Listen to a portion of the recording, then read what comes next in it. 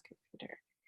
All right, we are recording. I'm in conversation with Dr. Sarah Jane Tracy from Arizona State University. I want to thank you for taking your time to talk to my students, and I want to welcome you to this conversation and this space with our students. Great. Nice to be here. So what I was thinking that we might start our conversation with is writing practices or writing rituals, because we have so much ongoing other things on our plate, and our students do too. Our students are mostly working professionals that are here, and even if they're not, they still also have other things on their plate, family, health, Right. dissertation, or whatever. So what kind of writing practices or rituals have you engaged in that have helped you stay on track and complete projects? Yeah. Well, one of the things I try to think about that helps me break down a project is this idea, even though we talk about writing up and that writing is like a way to inquire, and that we don't have to know. Like sometimes when I think about the notion of writing up, I think, oh gosh, I need to know exactly what I want to say before I start writing. And so Richardson's notion, and a lot of other people have talked about this notion of writing to inquire, and that it's through the writing that we can kind of figure out what we want to say. I think I also really try to remind myself of Lamott's idea of the shitty first draft, and that it is okay if what I'm writing at first is really crappy and nobody else needs to see that, except maybe my co-authors, but that's how I get to a better draft. And so kind of having this self-compassion and this notion of anything worth doing well is worth doing badly in the beginning. And so if I can do it badly, then I'm going to be able to do it better. So those are, kind of some pep talk things maybe I do. Mm-hmm. And I think also just for motivation, I try to have multiple projects going at once, so that if one is in this really sticky or hard bit, there might be another project where all I need to do is edit or work on references, or I can read it and be like, oh yeah, I can write. I did do that, and so it helps me realize, like with the current project, that I can do it. So those aren't really habits, but they're kind of motivation. I think as far as habits go, I think that where I get stopped in writing is when I try to do something that's more advanced than where I am. And so the notion of flow activity is this sweet spot between having the right amount of skill and the right amount of challenge. And most of the time as academics, we go off into the way too challenging bit, not into the bored bit, maybe like with references or something, we're in the bored bit. But that's where then, if I'm in that challenging, overwhelmed part, I think to myself, oh, well, maybe I need to clean the bathroom, or, maybe I need to go play with the dog, or, something like this. So writing small, like annotated bibliographies first, and then from those annotations, then maybe gathering the perfect sentences that, like what are the sentences from this that need to end up in what I'm writing. Mm-hmm. And then I have those sentences, and then when I'm starting to write or craft paragraphs, then I already have these raw materials. Mm-hmm. So those are a few ideas. I have others, but I'll stop there for now. Sure. One of the things that I find in just my professional life that I found that people have had a problem with is not having that compassion towards themselves as writers, and they're afraid of that shitty first draft. Certainly I have collaborated with people who want to think that the first draft has to be perfect. You're sending it out to another person, it has to be perfect. And then there are people who often work last minute, so they have to have that one draft, and that one draft has to be as good as it can be. Yeah. So then they don't give themselves that latitude to say, like, I can have shitty first drafts. I don't have to wait till when things are due and then start a few days before that, and then and put myself through that pressure of things need to be perfect, and judge each other for not having that perfect way of thinking under a lot of pressure. What do you do to sort of make writing your friend? Because this is something I'm curious about, because if we don't, then we have a very antagonistic relationship with writing. It's, when I've read writing books and tips on writing, there's some authors who are like, writing is hard and it will always be hard. It will be difficult and will always be difficult. And that's one way of approaching it. And so thinking like, oh gosh, this is hard and it's hard for everyone. And if it were easy, everybody would be published authors. And so I'm doing something that's hard, and, pat on my back for doing this, Another viewpoint I think might be a little more empowering or energizing is that that writing can be extremely enjoyable and playful when we maybe don't let go of the total view on outcome or the total focus on outcome, but loosen our grasp on outcome for a while. If most of the pain of writing for me comes through grasping really hard to what I think it is supposed to look like or what I think it's supposed to do. And if I can let go of that a little bit and say, I think this is what it might do, but maybe there could be a number of things that this essay could do. Maybe there are a number of ways it could go, and it is through writing that I'm going to figure this out. And again, giving myself that space. So if it goes in a different direction, I can do something else with it. Then the pain goes away. So letting go of that real attachment to what it's supposed to be, and not trying to edit at the same time as writing. There's a writing scholar, Sylvia, who said editing while trying to generate text is kind of like drinking decaf coffee in the morning. Noble idea, wrong time. Yeah, I do know of people who edit and write, and they say they're slow writers because they edit and write. And it's not my practice, because then I get so judgmental about myself when I edit and write. Do you have specific times when you write that are your flow moment sweet spots? Yeah. When I am most productive, and I do go in stints. I am a deadline type of person. I am not someone like one of my past mentors, Bud Goodall, who every single day writes at the same amount of time. And the most prolific writers, from what I've read, do that every day they have a time that they square out. I feel like I've been fairly prolific and I haven't done that, but that's what I've heard. But what I do is, if I have a deadline, I will try to map out 90 minutes, and in my head I call them my 90-minute genius session, where I set out a specific goal and say, this is what I think I can do in 90 minutes. And as I've done this more and more, I'm better equipped to know what I can actually do in 90 minutes, but sometimes I'm wrong. And then I just focus in on that for the 90 minutes. My brain can get around that. It doesn't seem so long. And if I can do that when I am best, and especially I'm writing my second edition qualitative methods textbook, when I can get up in the morning and not look at any of my phone messages, email, Facebook, and you and I are friends on Facebook, and so I do a lot of work on that as well as fun things. If I can just wake up and go straight into the writing, I am so much more productive, because I don't have parts of my brain saying, oh, well, you should be responding to this doctoral student, or oh, you have this meeting, or I don't let the urgent get in the way of the important of the writing. And so I try to do it first thing in the morning. And so living in Arizona is very warm, especially in the summer, and I get a lot of my writing accomplished in the summer. And so I will wake up sometimes at 4 a.m. and do like maybe 2 or 3 of those genius sessions. I usually can't do more than that.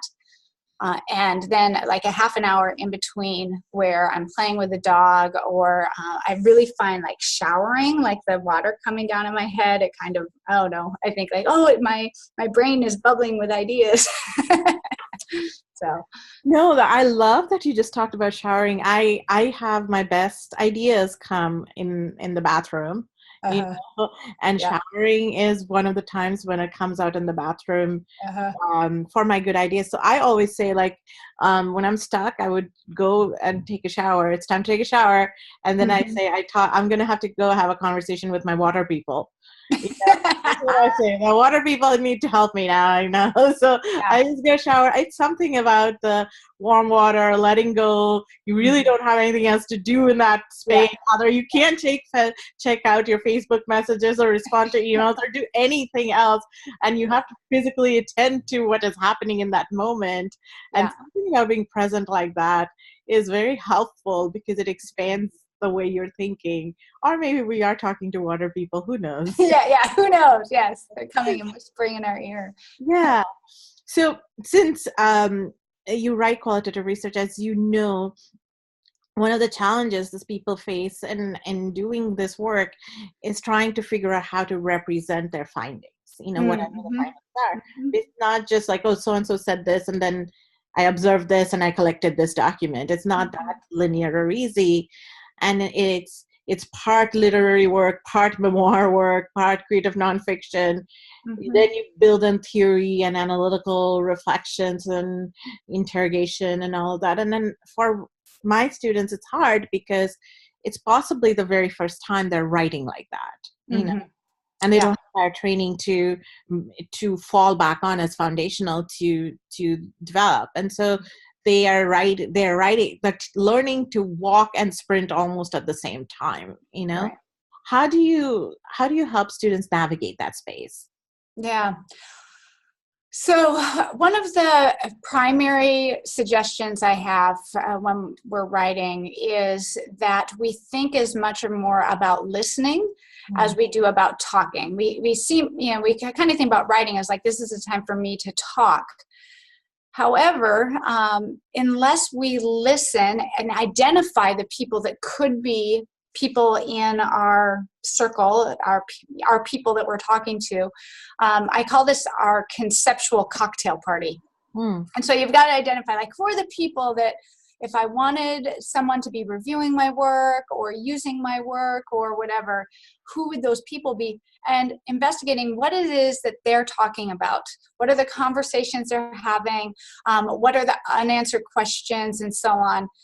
Because a good way to enter a conversation is to be able to enter with something that could be perceived as a gift or as useful to that group. And just like in a regular party, there might be some people who are so brilliant and funny and everything that they could walk into a party with no one knowing them and just start screaming out and everybody would gather them around. Most of the time we got to go in and listen and hear, okay, well, what are people talking about? And then kind of enter in. So identifying those people, seeing that, I think is a key step. Also, I encourage then after students have done that, to do what I call an article format model. And there's an exercise for this. And a lot of what I'm talking about is in the writing chapters of my qualitative book that hopefully will have a second edition sometime in the next year and a half. But in the article format model, they find an article that they think they want their research to look like, So someone that they is in their conceptual cocktail party or just in a journal that they like the format of, and then doing a reverse outline of it. So it might be in the first 3 paragraphs, they create a rationale of why there's a problem associated with their research. And then they do this interesting transition by doing X, Y, and Z in the transition and have 2 different types of literature, and the way that they marry or connect these different types of literature is this way, and actually put page numbers or paragraph numbers next to it. And so then they end up with a model that says, okay, this is what they did. This is how many paragraphs. It gets it into a bite-sized piece.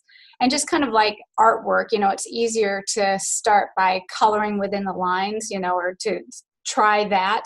It's not as though you're copying somebody else's format, but at least going and seeing like somebody else has been successful with this model. And it also, let's say you wake up and, the idea of writing the literature review, you just can't do it that day, but you see, okay, I need to write several different paragraphs on my method. I can do that today. And so just being able to kind of check stuff off and see it. So those are a couple of tips.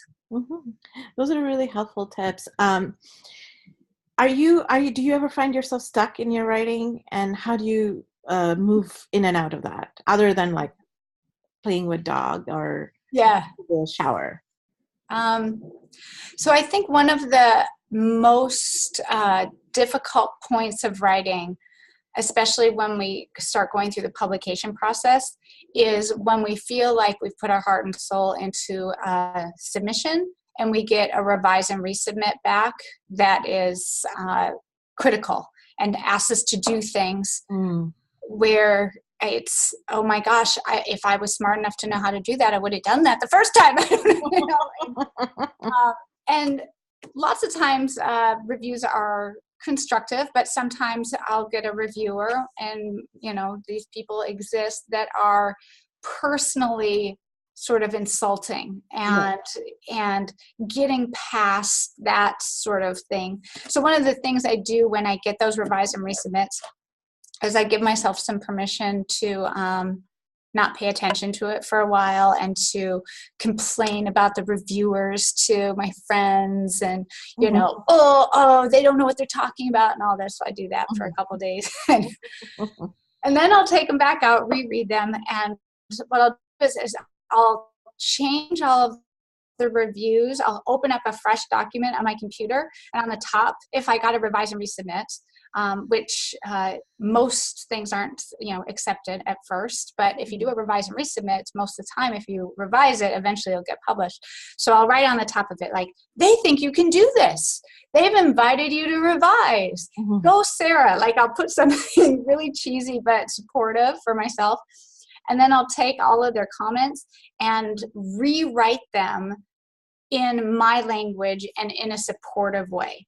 Nice. And so even if it's something negative, then I don't have to keep going back to sort of what I maybe perceived as sort of this negatively tinged thing. It's just this set of to-do list. This is what I need to do.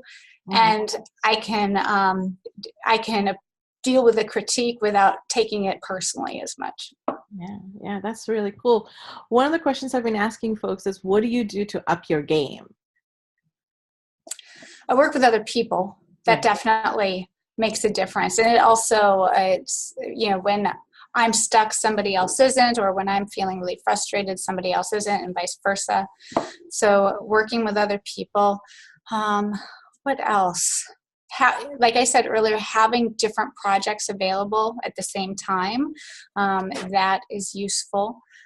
And when I was at the end of writing my first edition qualitative book, something that was extremely useful, and this is when I was first starting to learn about this concept of flow that I spoke with you earlier about. One of the key parts of flow, and flow is this ecstatic state we get in when we're completely immersed in something, and it's got to be challenging enough that it's immersive, but not so challenging that we're overwhelmed. There's a difference between being immersed on the ski hill and going down and being like, oh my gosh, I'm losing time, or being so overwhelmed that, I'm crying on the moguls and going, how am I going to get down the ski? So with the writing, another part of flow is constant feedback. And a ski hill gives you constant feedback. And so it's like, if you're doing it wrong, you get a face full of snow if you did it wrong. But writing can be so lonely. And so at the end of writing my first edition of the Qualitative Methods book, I was starting to feel so lonely and not know whether anybody was going to find it useful or anything. And so at the end of my writing sessions, on Facebook, and this is before you and I were Facebook friends, but I would take a paragraph and just put it on Facebook. And just knowing or imagining the audience at the end of the day was really helpful for giving me some sustainability. Also really thinking about, how can I write so other people find this useful, was was helpful. And then sometimes I would actually get really good comments and feedback and so on. But it was mostly just the anticipation of knowing there's going to be somebody that at the end of the day, there's some feedback, and especially writing a book, it's just, writing for months and years and not knowing, like, is anybody going to find this useful? Is this any good at all? And so I think finding a way to get feedback, whether it's little paragraphs on Facebook or finding somebody who is at least willing to read your stuff, even if they don't give a lot of comments, just knowing that somebody's going to read it, for me, ups my game. Right. That does for me too, especially if I care about people who are reading their opinion and I respect them, then, I feel like I gotta do a really good job of it. That's a thinking. Well, I want to thank you for taking such a generous amount of your time to talk to us. What I want to conclude the interview with, our conversation rather, with, interview feels like a dirty word these days. What I want to conclude it with is 3 pieces that are from your work that you would recommend students to read. My students obviously read your work and certainly read the piece that you had written in QI.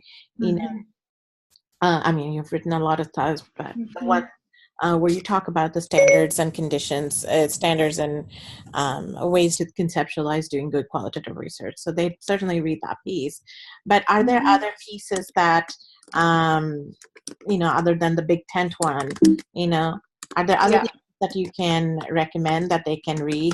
Because what we're going to do at the end is we're going to have a page where it's your video with your work, recommended works. Yeah. So the pieces I'd recommend are also, they're available on my personal website, sarahjtracy.com, for download for educational purposes. One that I'd recommend in terms of writing is called The Toxic and Mythical Combination of a Deductive Writing Format and Inductive Interpretive Research, something along those lines. It's not the exact title, but in that piece, I go through how our typical 4-act writing style of journal articles, literature review, research questions, methods, findings, implications, there's a Cinderella slipper problem with qualitative research, because usually we're trying to jam it into that format, and usually our data comes first, and then we kind of figure out what the literature is and what are our research focuses. And so I go through a different alternative way of writing in there. And if nothing else, it gives people a conversation and an argument about the problems of that deductive format that might be especially useful with committee members who might expect this typical deductive, linear, quantitative style in their dissertations and so on. Yeah, that would be very helpful, because that gets in the way of proposal defenses a lot. People want everything mapped out in advance and all of that stuff. And a lot of times students can't articulate that because it hasn't happened yet. And so much of it is emergent process, so that'll be very helpful for them to build their arguments. Yeah. I mean, our whole dissertating process, the way that we go through the prospectus first and then the defense, it's based off of this model that really doesn't fit qualitative research very well. No, it doesn't. I mean, to say how you would analyze data in advance of collecting data, I don't know how I would analyze. How would you represent it? I don't know. The answer is I don't know. I really seriously don't know. If I pretend to know in advance that I will do this and do that, I'm closing myself off to whatever that could potentially happen. So exactly. We do this thing at ASU. It's just our own department that does this, but it's been helpful. It's called a data meeting. So now we have the prospectus defense. We still have the prospectus defense, but the data meeting is a time to kind of start talking through after most of the data has been collected. And so it's really helpful. I found it, has helped with this issue of it. People kind of let go a little bit in the prospectus defense of like, okay, they don't have to have it completely planned out because we'll have this other meeting. That's lovely. I love that. Is there another one that you would recommend? Let's see. What else? There's another one in qualitative inquiry called The Construction of Correctional Officers. And that's written in kind of a creative nonfiction style. And so that might be something to take a look at. And then when I think about the most successful, there's a whole argument of how we know when an article is successful, but one of my most cited traditional types of research is called Becoming Characters for Commerce. And that's in Management Communication Quarterly. And that's based off of my research in 1996 when I was a full member of the cruise staff on a cruise ship and looked at total organizations. And so I was navigating being a full participant and collecting data and interviews. And as I write about in my qualitative textbook, I didn't get IRB permission. So in the textbook, I talk about all the challenges of how I ended up writing that and so on. So that would be one as well. That's wonderful. I know people will definitely engage with all of them, and your work is so powerful and meaningful and accessible, which I think is often more difficult to write than to write to our own audience who read the same things that we read. Writing across discipline is far more challenging than writing to your inner circle. So I commend your writing, and I admire that, and I look up to that. And I also want to thank you for taking so much time and talking with us. Yeah, well, thank you, Cockley. And I just, since we've gotten to know each other, you've had such an influence on my own thinking and writing. And I just thank you for everything that you're creating in the world, and you're making qualitative research so much stronger and more interesting. And so thank you. Thank you so much. Thank you.